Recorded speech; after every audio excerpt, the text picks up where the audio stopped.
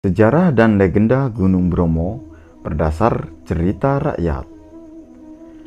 Sejarah dan legenda Gunung Bromo.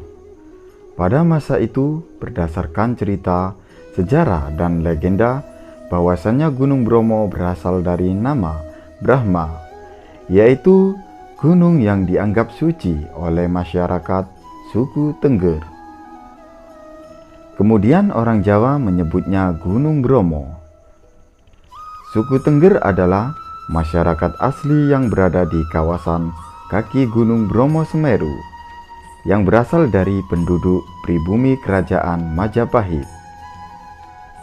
Sejarah dan legenda Gunung Bromo Purba. Pada zaman dahulu, ketika kerajaan Majapahit mengalami serangan dari berbagai daerah, sehingga penduduk pribumi kerajaan Majapahit melarikan diri untuk mencari tempat tinggal baru demi keselamatan hidup. Dan pada akhirnya mereka berpisah menjadi dua bagian, yaitu pertama menuju kawasan Gunung Bromo, dan yang kedua menuju Pulau Bali. Karena berasal dari lokasi yang sama, sehingga kedua tempat ini sampai sekarang mempunyai kesamaan akan budaya, agama, adat istiadat, yaitu menganut kepercayaan agama Hindu. Masyarakat suku Tengger yang ada di kawasan Gunung Bromo berasal dari legenda Roro Anteng dan Joko Seger, yang diyakini sebagai asal-usul nama Tengger itu Teng, akhiran nama Roro Anteng, dan Ger, akhiran nama dari Joko Seger. Dan Gunung Bromo dipercaya sebagai gunung suci. Mereka menyebutnya sebagai Gunung Brahma. Orang Jawa kemudian menyebutnya Gunung Bromo. Itulah sejarah dan legenda terbentuknya Gunung Bromo Purba. Cerita asal-usul suku Tengger.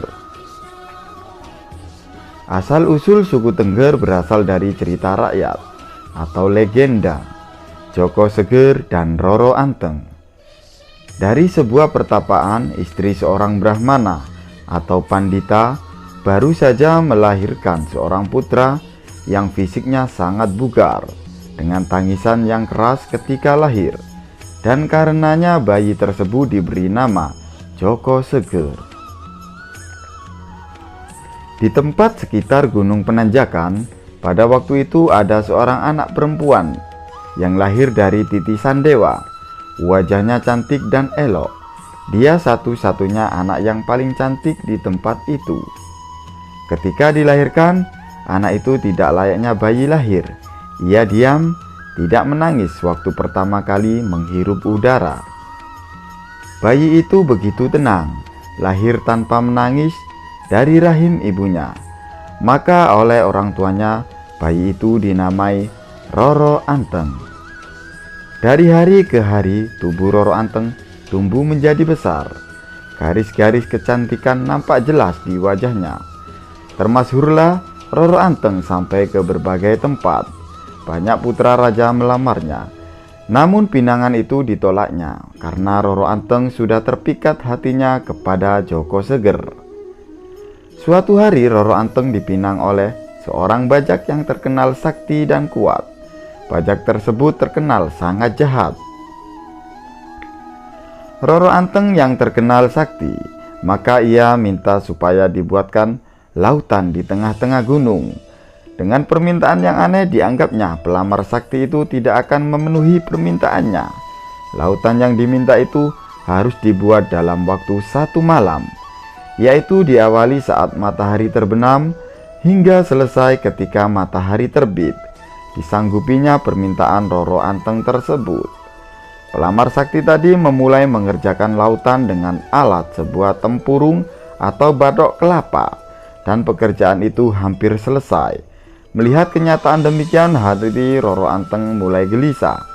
Bagaimana cara menggagalkan lautan yang sedang dikerjakan oleh bajak laut itu? Roro Anteng merenungi nasibnya. Ia tidak bisa hidup bersuamikan orang yang tidak ia cintai. Kemudian ia berusaha menenangkan dirinya. Tiba-tiba timbul niat untuk menggagalkan pekerjaan bajak itu. Roro Anteng mulai menumbuk padi di tengah malam. Pelan-pelan suara tumbukan dan gesekan alu membangunkan ayam-ayam yang sedang tidur. Kokok ayam pun mulai bersahutan seolah-olah fajar telah tiba, tetapi penduduk belum mulai dengan kegiatan pagi. Bajak mendengar ayam-ayam berkokok, tetapi benang putih di sebelah timur belum juga nampak. Berarti fajar datang sebelum waktunya. Sesudah itu, dia merenungi nasib sialnya. Rasa kesal dan marah dicampur emosi, dan pada akhirnya tempurung atau batok kelapa yang dipakai sebagai alat pengeruk pasir itu dilemparkannya dan jatuh tertungkup di samping Gunung Bromo dan berubah menjadi sebuah gunung yang sampai sekarang dinamakan Gunung Batok. Dengan kegagalan Bajak membuat lautan di tengah-tengah Gunung Bromo, sukacitalah hati Roro Anteng. Ia melanjutkan hubungan dengan kekasihnya Joko Seger. Kemudian hari, Roro Anteng dan Joko Seger menjadi pasangan suami istri yang bahagia karena keduanya saling mengasihi dan mencintai. Pasangan Roro Anteng dan Joko Seger membangun pemukiman dan kemudian memerintah di kawasan Tengger dengan sebutan Purbo Waseso. Purbo Waseso mangkurat ing Tengger, maksudnya penguasa Tengger yang budiman. Nama Tengger diambil dari akhir suku kata nama Roro Anteng dan Joko Seger. Kata Tengger berarti juga Tenggering Budi Luhur atau pengenalan moral tinggi, simbol perdamaian abadi. Misteri Gunung Bromo. Dari waktu ke waktu masyarakat Tengger hidup makmur dan damai, namun sang penguasa tidaklah merasa bahagia karena setelah beberapa lama pasangan Roro Anteng dan Joko Tengger berumah tangga belum juga dikarunia keturunan. Kemudian diputuskanlah untuk naik ke puncak Gunung Bromo untuk bersemedi dengan penuh kepercayaan kepada Yang Maha Kuasa agar dikaruniai keturunan. Tiba-tiba ada suara gaib yang mengatakan bahwa semedi mereka akan terkabul, namun dengan syarat bila telah mendapatkan keturunan, anak yang bungsu harus dikorbankan ke kawah Gunung Bromo. Pasangan Roro Anteng dan Joko Seger menyanggupinya, dan kemudian didapatkannya 25 orang putra-putri. Namun naluri orang tua tetaplah tidak tega bila kehilangan putra-putrinya. Pendek kata, pasangan Roro Anteng dan Joko Seger ingkar janji. Dewa menjadi marah dengan mengancam akan menimpakan malapetaka. Kemudian terjadilah prahara, keadaan menjadi gelap gulita, kawah Gunung Bromo menyemburkan api. Kusuma anak bungsunya lenyap dari pandangan terjilat api dan masuk ke kawah Bromo. Bersamaan hilangnya Kusuma, terdengarlah suara gaib. Saudara-saudaraku yang kucintai, aku telah dikorbankan oleh orang tua kita dan Sang Widi menyelamatkan kalian semua. Hiduplah damai dan tentram. Sembahlah Sang Yang Widi.